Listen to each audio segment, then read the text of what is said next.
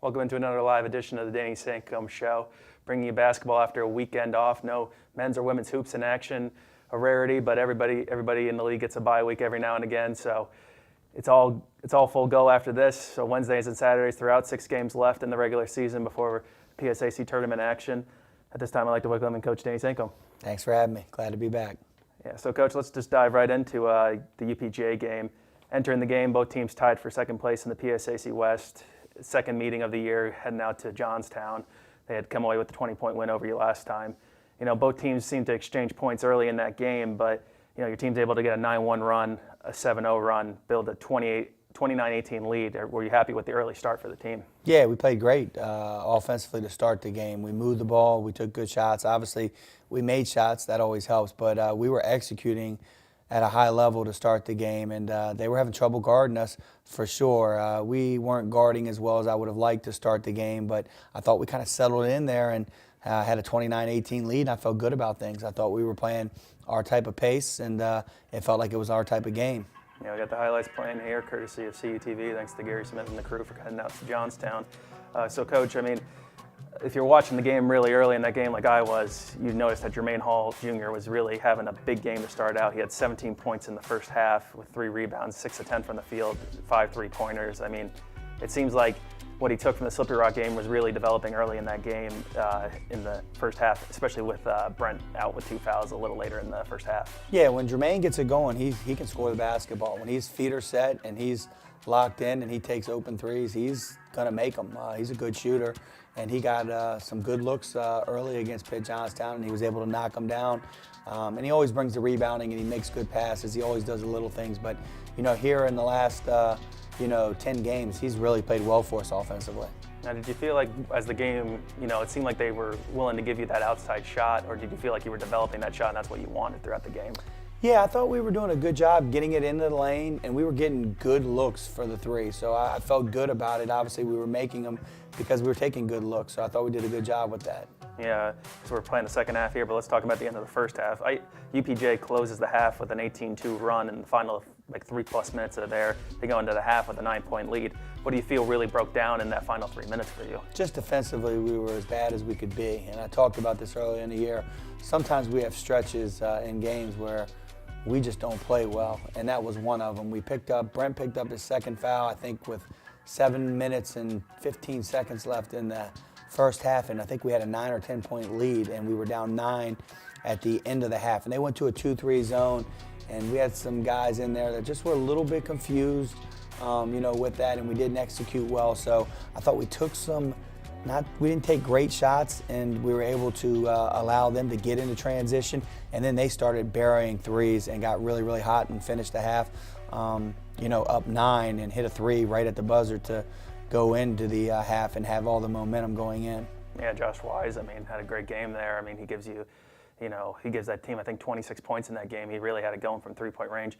Your team, UPJ comes out in the second half and is, playing just as well as they were to end the first half. They end up building their lead up to 66-53 with about 14 minutes left, but your team really battled back. You trim it to a 5-point game in the final 5 minutes. You got to be happy with the way the team battled even through that adversity. Yeah, we always battle, so that doesn't surprise me. We're good and we usually play hard. We just didn't play smart there. And when you go on the road and you're playing, a team as good as Pitt-Johnstown is, you have to be able to not only play hard, you've got to execute at a high level, and we did not execute defensively at all. And we just had some mental breakdowns. We did some things uncharacteristic, not doubling when we were supposed to doubling, not closing out on guys that are really good shooters and giving them great looks. So it was a little bit uncharacteristic. We didn't defend the 3 very well at all, especially in the first half. Second half, they took 6 and I think made 1, which were more typical of doing, but we just did not defend well, period. We didn't rebound, period. They just were better than we were Wednesday.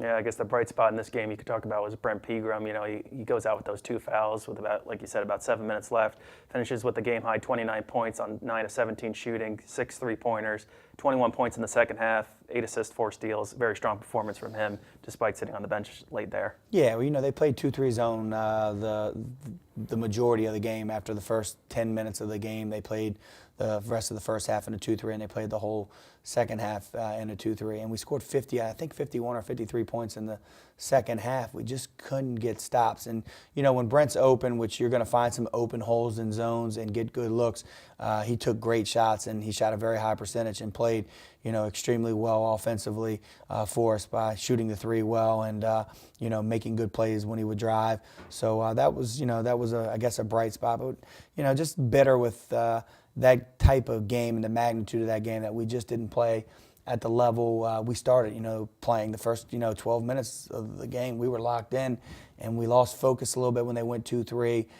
So we just got to be a little bit better with our focus and understand what we need to do for 40 minutes. And you got to do it for 40 minutes against a good team. Yeah, things have definitely been picking up in the PSAC West. Mercyhurst has been getting it going. Gannon's been getting it going here lately. So it's very tight in the top 5 there, I'd say, in the league. Jermaine Hall Jr. finishes with 19 points, 7 rebounds. Luke House with 16 points, 9 rebounds.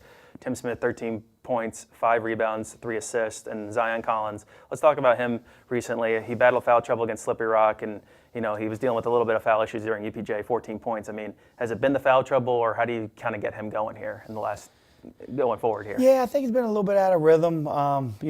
Offensively, I think teams have been trying to defend him certain ways. He's just got to figure out, stay confident. He's great. He's going to get back into it, I'm sure, tomorrow for us. Just need him to be aggressive. And when he's aggressive and he makes the right basketball decision, good things happen for the Vulcans, for sure. Yeah.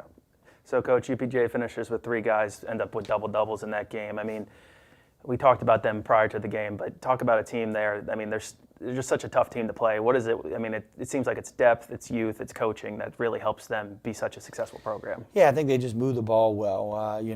We fouled too much, so they were in position to score free points from the free throw line. So, we have to be better with that. But they execute. They get the ball to the guys in the areas where they're effective, and they share the ball very, very well. They're a very unselfish basketball team, and they'll give up a good shot for a great shot, and that's why they shoot over 50% from the half court. And they have guys that understand their role. They really know who they are, and they don't step out of their lanes. They stay within themselves.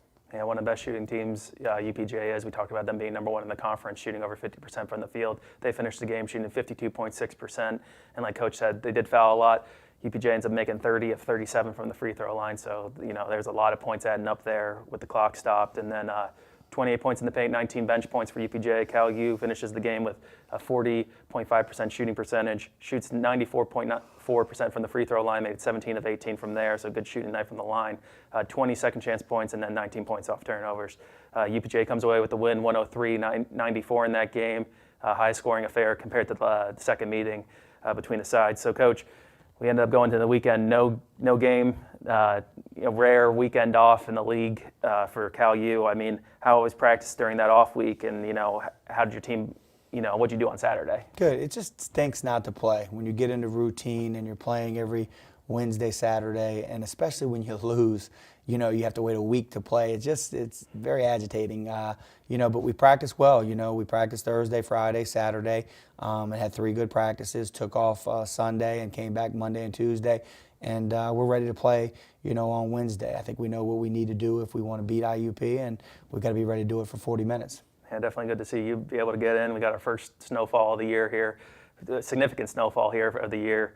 It's good to see that we were able to get in practice. So, Coach, I guess one benefit of the time off is, health of the team. Guys get to recover.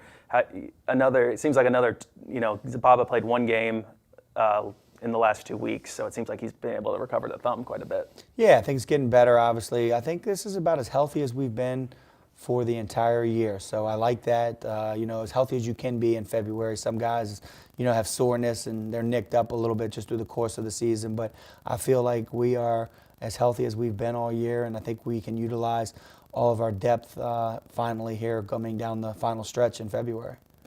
So, Coach, we had the weekend off. How was the weekend for you? What games did you catch, if you watched any D1 or D2 games? Yeah, for me, I obviously watched the Slippery Rock IUP game. Watched, obviously, the Duke and North Carolina game on Saturday as well. And then I followed some of the D2 scores in our conference earlier in the day Saturday when I wasn't getting some things caught up around my house. Had to make you kind of grit your teeth. UNC kind of blew it there a little late, and Duke ends up coming away with the win. Crazy game, absolutely. I think that's why, you hear coaches say all the time, play till the end, and throwing the ball off the rim and the ball bouncing the way it did, and them recovering it and being able to score. It was just a crazy game. And then North Carolina just couldn't make a foul shot down the stretch either. So it was a little self-inflicted and a little bit of luck that didn't go North Carolina's way. And I think if they clean up those two errors, they would have won the game by 10, 15 points. Yeah, it's been a tough season for UNC. I mean, talk about two teams coming in with the exact same wins in the series and the exact same point total, which is very, very random. But like you said, Coach, I mean, IUP comes away, we're going to talk about it a little later, but IUP comes away with a 36-point win against Slippery Rock. And then I thought an interesting one, I mean, you keep up with the MEC a little bit too. Charleston picking up 2 losses. I think, that's very interesting. Yeah, tough week. They're going through a little bit of what we went through about a week and a half, 2 weeks ago. They have 3 guys out with the flu. So that always hurts. And I think the Robinson kid, I don't know if he missed both games or played a little bit in one of the games, but he was been under the weather, and he's there. He does everything for him, rebound, scores. So not having him really hurts. So I think they kind of fell into that trap with 3 guys missing and weren't able to overcome that. So, Coach, something we typically don't talk about too much on the show is the recruiting trail. I mean, we don't have to get into any specifics about players, obviously, but I think a lot of people fail to realize how the season coincides with the high school season, so they overlap. So, you're spending a lot of time on the road, not only coaching games for Cal U, but also looking at high school talent as well. Yeah, obviously having the Saturday off, we utilized getting on the road Thursday, Friday, and Coach Bridgman and Coach Duffy were out Saturday as well, but I was out Thursday at a practice, and then Friday watching games, and Saturday Coach Bridgman and Coach Duffy were watching games. So it's kind of nice to have that because it's hard. We're playing every Wednesday, Saturday. Most high school basketball, which is nice, plays Tuesday, Friday, so we're able to go see games during the season. But it's it's difficult. You got games coming up. You want to make sure you're prepared. You want to make sure you spend enough time with your guys. But you have to also hit the road. And everybody knows that's in this industry that recruiting is vital. If you want to be successful, you got to go out and get great players and develop them. So that's a big part of what we do. So we've got to be on point with that and continue to work hard in that area. Yeah, I mean, I don't know any staff that hit the road harder than you guys did, especially last year. Is it less stressful this year? You brought in such a large freshman class, but is that still, you're still working very hard to get the next class in? Yeah, much different as far as the numbers we don't need this year. We've got a great core coming back. We have 2 scholarship players that we'd like to bring in for next year, and we want to add the right pieces and the right people that fit into our system and our university and really gel with the guys that are in our program. And we've been very selective with that, and I think we've got it narrowed down to about 12 guys that if we can get the guys out of this 12 that we want, the 2 guys, I think we're going to be in really good shape. We always talk about when we're walking over here what a beautiful campus it is here at Cal U. What's one of your favorite selling points of this program? I think everything about our campus. You can walk into an academic building and see the great technology, beautiful classrooms, our athletic facilities. Our gym is as nice as you could ever ask for.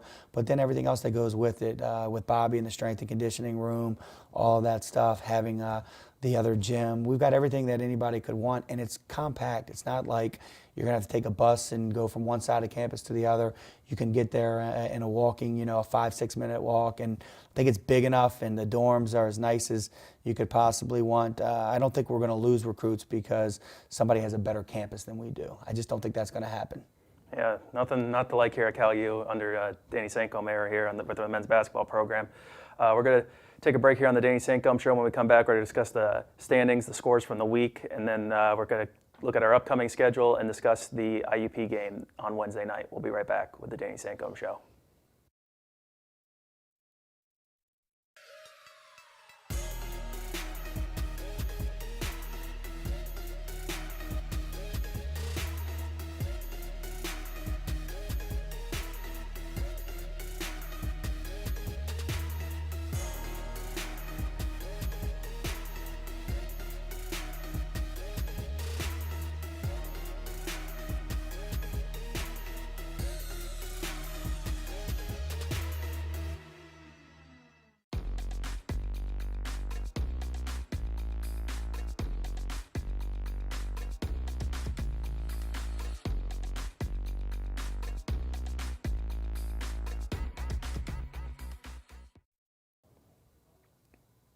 Welcome back into the Danny Sancomb Show. I'm your host, Alex King, joined alongside with Coach Danny Sancomb.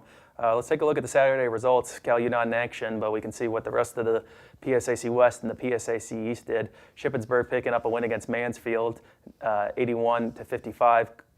Lock Haven coming away with the win over Kutztown. Mercyhurst routed Clarion 86-44. A very close game for Seton Hill Gannon. Gannon ends up coming away with the win there. A very gritty game throughout. It was close down to the final couple minutes there as well. Shepherd with a big win over Bloomsburg. East Stroudsburg really getting things going with a win over Millersville. And we have Pitt-Johnstown picking up a pretty good win over Edinburgh. And then, as we said, the big game of that night was the IEP game, defeating Slippery Rock. Shippensburg, lone team in the PSAC East with a clinch spot, but Mercyhurst and Gannon both picking up clinches in the PSAC West. So we'll take a look at the standings here after this week's results to see how things are shaping out. As we can see now, we have 5 teams now in the PSAC West that have clinched a spot in the tournament. Seeding still to be determined. Obviously, very minimal games separating the teams, so it's still a lot to play for in these last 6 games. IEP obviously at top with a 14-2 record.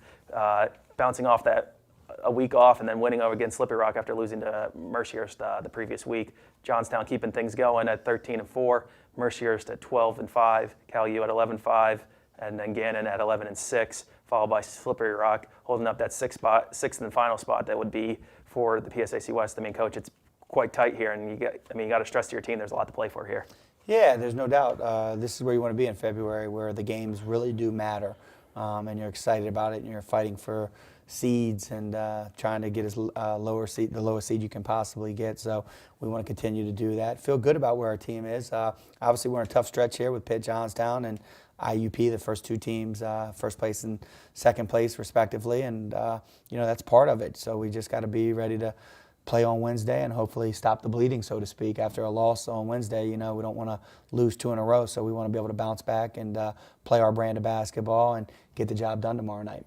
Yeah, 6 games left here, 3 at home, 3 away, so definitely it's going to be quite a stretch of going on the road, including a trip up to Edinburgh and a trip up to Mercier, so 2 long trips there. We'll take a look at the PSAC standings as things are, as me and Coach have always said, tighter than ever. As little separation has been between these sides, as Shippensburg still the lone team that has clinched in the PSAC East, 15-2 there, and then you have East Stroudsburg who have really gotten things going, 4 wins in a row for that program, 10-7 in conference. They've taken over the second place spot. Westchester, such a strong start, but have really fallen back here coming into conference play, but still holding on to the 3rd seed. And then we have Millersville, Kutztown, Lock Haven holding on the rest of the spots there. But like we said, there's teams there with 6 and 5 wins there, and that could just flip in the span of just 1 week. As we talk in this conference, the 1 and the 2 receive a bye, and the 3 and the 4 get to host the games. So those are vital spots to be in. Come down the stretch here.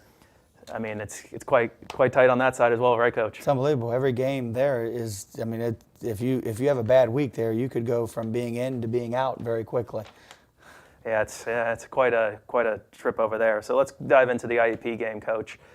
Last meeting there, they were ranked number 7. The rankings are coming out here either today or tomorrow, so I anticipate them still being ranked within the top 10 as well as they've been playing. They come away with an 86-69 win over you. One of the premier programs in the Atlantic region in general. Last win for Cal U at home against this program was in 2012. Coach, the score really doesn't tell how close that game was outside of the final 5 minutes. Yeah, it was 7 minutes left in the game. I think it's a 3 or 4 point game, and I think they're an experienced team, and our youth showed a little bit down the stretch there where I think we tried to do a little bit too much offensively, and then we had some breakdowns defensively. They made some shots, which they're going to do because they're very good, and we just kind of got sped up a little bit and didn't play like we needed to, or didn't play like we did the first 33 minutes of the game, and got a little bit ugly there at the end. Yeah, I got the highlights playing here from the previous game. Once again, thanks to Gary Smith and the crew for heading out to IUP for that game.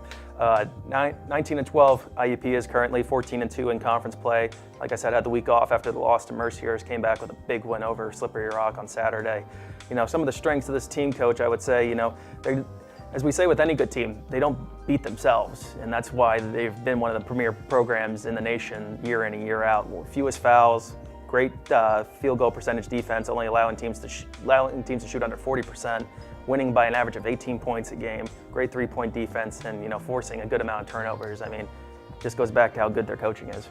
Yeah, they got good players too. I mean, that always helps, and they, they defend. You start looking at teams that are elite. They play very good defense, and they make it difficult on teams to score the basketball. And IUP does that. They do a lot of switching, so they're capable of guarding 1 through 4. They don't mind switching at all, and every now and then they'll switch to all 5 guys. So they're very effective defensively, and then offensively, they got guys that can make plays, and they put their guys in position to make plays. A lot of ball screens, a lot of sets. So they're a difficult team to guard. So, Coach, I think one of the biggest things was in the second half for IUP, they ended up shooting nearly 70%, and obviously Brent was battling foul trouble. I don't even think he played 25 minutes in that game. I mean, do you believe this game coming up on Wednesday is going to come down to the team that plays the best defense? Yeah, we're going to have to play defense if we want to win, for sure, better than we did last time we met them. You can't let a team shoot 70% and a half and expect to win the basketball game. That's pretty hard to do without any defense, let alone guys guarding. So we've got to make them miss, and when they do miss, we've got to rebound the basketball. But we got to be tough and execute on both ends of the court if we want to win the game. Yeah, IUP only made 9 shots in the first half of that game in Indiana, which was great defense from Cal. I think there were 9 of 30 from the field. Coach, you took a lead into the halftime. A lot of people failed, you see the score, but it was 33-28 at the half due to strong play from Luke House and Tim Smith, who ended up finishing the game. House with 18, Tim Smith with 17. I mean, it's going to take a complete effort from your team, including good play from your experienced players like Brent, Zion, and Jermaine Hall. Yeah, we just got to play our game, though. Like I told our guys, it's not a perfect game that you need to go and play. Just need to go out there and play well and do the things that you do well. And when we want to be good, we're very good defensively. We've had games where we've played fantastic. You mentioned, 9 of 30 and a half is if we hold that 2 halves in a row, we're going to win the game. There's no doubt in my mind. So we got to be ready to do that, and we got to be able to make some plays offensively. They're going to pressure you. We're going to have to beat them and take the ball strong to the basket and make the right basketball decision once we get in the lane. But I feel comfortable if we play our game, we can beat anybody. So I think our guys understand that at this point in the season. Now we got to go out and play our game. Yeah, Coach, we talked about great players on their team. I think we have one of the best guard combos in the league in Pegram and Collins, but this team brings just as much experience to that as well as you bring in senior, as we look at the players to watch for, senior Malik Miller, a guard 6'4", he's averaging 18.7 points, 5.2 rebounds, 3.5 assists. He kind of does it all for the team. And then you look at a redshirt sophomore, Armani Foster, 6'4" guard as well. He's averaging 18.3 points, 4.6 rebounds. He's shooting almost 50% from the field. It's going to be match for match in terms of guard play. Yeah, they're both outstanding players in our league, in our region, at the Division II level. They can score the ball by making shots, by putting on the floor. They can post up. They can score in transition. So they create a lot of trouble, and their coaching staff utilizes those guys, understands their strengths, and puts those guys in situations where they can be successful. Yeah, you're going to see a lot of scoring from the backcourts for both teams there. It's going to be quite a shootout between those guys to see who comes out on the best side of there. That game's going to be taking place on Wednesday at 7:30. That's tomorrow after the women's game at 5:30. It's going to be a packed house, I guarantee, in the combo. IUP always travels well. Cal U, big promotions coming along from student activities, so I guarantee we're going to have a good crowd from both ends of the side. It's going to be a nice, loud game there. Coach, we also have a great promotion going on that day as well. The Wounded Warrior Project, our nonprofit organization whose mission is to connect, serve, and improve Wounded Warriors, is going to be there with veterans. Cal U Athletics will be recognizing the veterans during both the men's and women's game. To get involved, you can learn more to visit woundedwarriorsproject.com. We like to thank our veterans for their service and sacrifice, that allow us to play these games and, protect our country. What a great promotion there, Coach. They're our heroes, no doubt about it. For what they do for our country is remarkable. So for us to be able to honor them Saturday, we're really excited about that. Yeah, really excited. This new partnership we got going this year. They reached out to us. We're glad we were able to set something up with such a big game. It's going to be great support. Before both games, I guarantee the IUP and Cal U fans will be cheering, thanking them for their service, and we really appreciate them coming out and make a connection with the community as well here in Cal for service members and veterans that have served our country. Coach, 6 games left now in the regular season, a lot to play for in the seedings. We won't get too much into the Edinburgh game. Obviously, that will be on Saturday on February 15th at Edinburgh at 3 p.m. Nice early win there in the season. 108-71 win there. As we look at the upcoming schedule here, we got IUP at 7:30, CUTV, WCAL, closing out the season here with the final 6 games. We always appreciate the coverage. Also, those long trips up to, Edinburgh and Mercier, we always appreciate those as well. We got IEP, then at Edinburgh, Seton Hill coming in, nice close battle with, only 40 minutes away from each other. At Clarion, at Mercier, and then close out the season with Gannon on senior day, a team that's playing very strong down the stretch here as well. But, very exciting games still left here. There's a lot of teams in that action that are playing for seeds here. I think 4 of them have already clinched, so it's going to be very, very good games going down here at the stretch here. Like I said, IUP Cal U on Wednesday night at 7:30 at the Convocation Center. We're back, after a trip to Hamer Hall, but it's going to be a very raucous atmosphere. I expect a good crowd influence there, and, it's going to be an exciting game. We're going to wrap it up here on today's episode of the Danny Sancomb Show. We'll see you tomorrow night, and have a good day.